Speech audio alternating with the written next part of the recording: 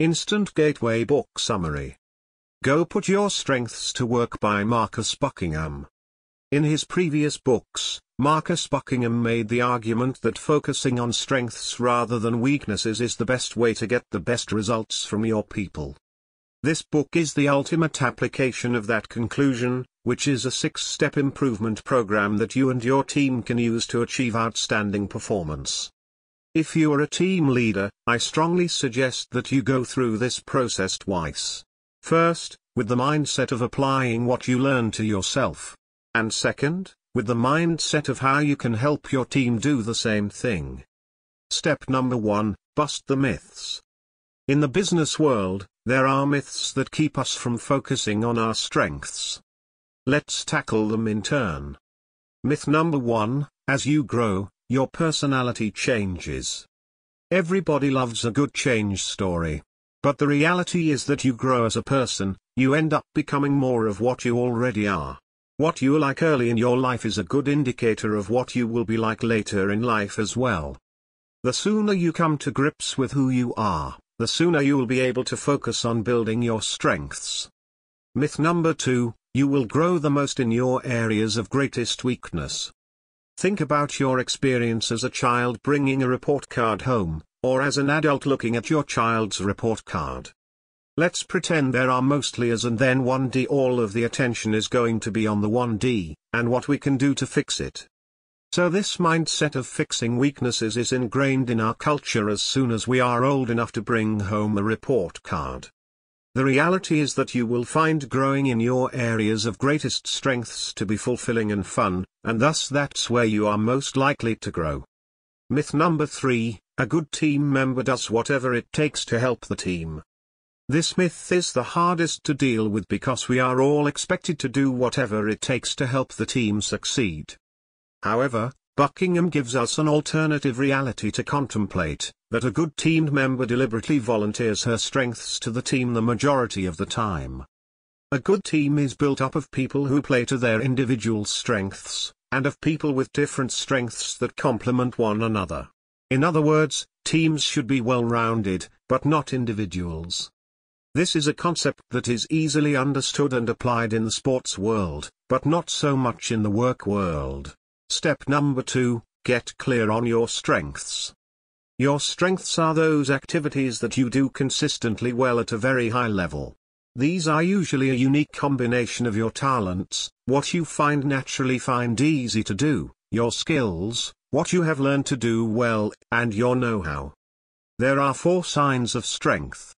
Success, you find success wherever you use this trait. Instinct, you feel drawn to do this activity on a regular basis. Growth, you learn how to do it better very rapidly. Needs, doing this seems to fulfill a need in your life. In sum, your strengths are those things that make you feel strong and fulfilled when you do them. Conversely, you'll feel weak when you are doing things that are weaknesses. However, most people are not in the habit of noticing whether or not an activity feels like a strength or a weakness. So, for the next week or so, keep track of the activities that make you feel strong, and the activities that make you feel weak. Be as detailed as possible, especially when documenting the things that make you feel strong. Once you've built up a good list of things that make you feel strong, look for connections between them to see if a theme comes out. As an example, I feel strong when I learn something new that I think can help other people, and I teach it to them in a way they can understand quickly. Once you understand what your strengths are, try and start structuring your weekly schedule to fit in as many of your strong activities as possible.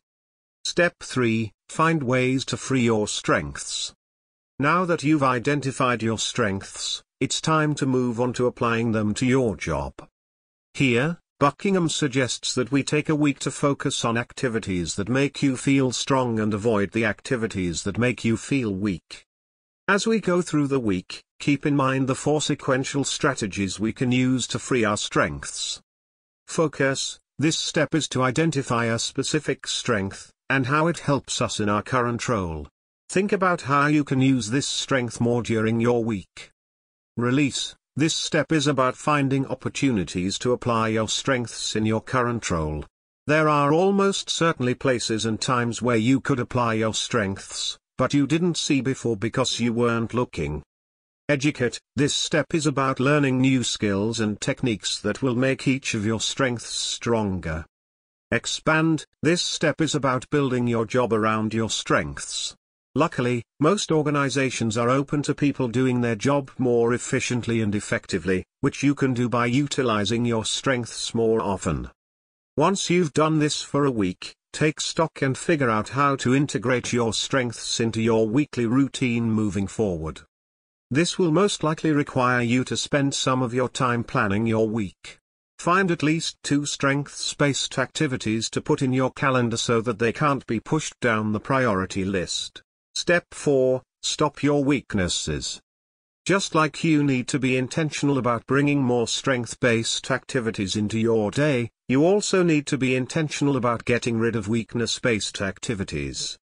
There are 4 strategies you can use to stop your weaknesses from getting in the way of your success.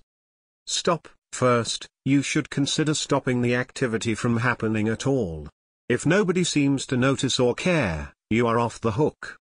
Team up. Second, partner up with somebody who likes doing the activity you hate. This is a classic win-win. One person's trash is another's treasure. Offer. Third, use your strengths so regularly that you are seen as somebody who can offer those skills to the team rather than being known for your weaknesses. Perceive. Fourth, if there are weakness-based actives remaining, work on changing your perspective about them. Can you connect the work to a strength? Can you try doing it at a different time of day? Step 5, speak up. This section focuses on talking to others about your strengths and weaknesses. The main idea in this step is that you should script the conversations you have in advance so that you can get the outcome you are looking for, in this case, allowing you to work more on your strengths instead of your weaknesses. There are 4 conversions that you should consider having. The Strengths Chat. This is a casual conversation designed to sharpen your conclusions about what your strengths are. It can be with your manager, or with a coworker. Here is a script you can use. Articulate a strength. Give a couple of examples of you applying the strength. Explain how strength helps your performance. Then, repeat those steps for another strength or 2. The How I Can Help You discussion. This is a conversation that you will have with your manager. Choose one of your strengths and tell your manager how you could utilize it on a specific project so that your team gets better results. Then, ask for permission if you can increase the amount of time you spend working with that strength so you can improve your performance. The Weakness Chat. This is a conversation you have with somebody who wants to see you succeed. In most cases that should include your manager, but not always. Articulate a weakness. Give a couple of examples of the weakness in action. Explain how the weakness decreases your performance. Then, repeat those steps for another weakness or 2. The How You Can Help Me discussion. This is a discussion you'll have with your manager, for the purpose of minimizing the work you do around your weaknesses. Explain that you'd like to find a way to spend less time doing weakness-based activities so that you can find more time to do the strengths-based activities you identified in your previous discussion. Make your suggestions, and then ask for your manager's feedback on them. Then, come up with a workable plan together to put your suggestions into action. Step 6, build strong habits. Once you've put yourself in the position to better utilize your strengths and minimize your weaknesses, you are in a much better place than when you started. Now your job is to figure out how to keep making progress in that direction instead of slipping back into your old routine.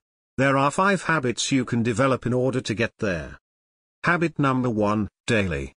Make it a daily habit to read through your strengths statements and your weakness statements. Keeping them fresh in your mind will ensure that you don't let weakness-based activities creep back in, and look for even more opportunities to utilize your strengths. Habit number 2, weekly. Make it a weekly habit to create a strong week plan. Identify 2 ways you'll maximize your strengths in the coming week and 2 ways you'll minimize your weaknesses. Habit number 3, Quarterly. Make it a quarterly habit to schedule a meeting with your boss and review the ways you've maximized your strengths in the previous quarter. Identify 3 tangible achievements where you either harnessed a strength or minimized a weakness. Just like a company closes the books on financial performance, you'll be doing the same for your strengths journey. Habit number 4, twice yearly. Make it a twice yearly habit to go over your strengths in detail. Update your strengths and weaknesses statements. Seek out new assignments where you can apply your strengths. Habit number 5, yearly. Finally, make it a yearly habit to evaluate your strengths systematically. Toss out your old strengths and weaknesses and start the process from scratch so that you get a fresh start every year. You can use your old ones as a starting point, but there will likely be some clarifications as your understanding of your strengths and your weaknesses grow. Conclusion. As we discussed at the beginning of the summary, this is a process you should do yourself. And if you lead a team of people at work, encourage them to do the same. Having a team of people who are all harnessing their strengths in the name of producing the results your team needs to produce is the only way to achieve peak performance. This is your roadmap to get there. Thanks for listening.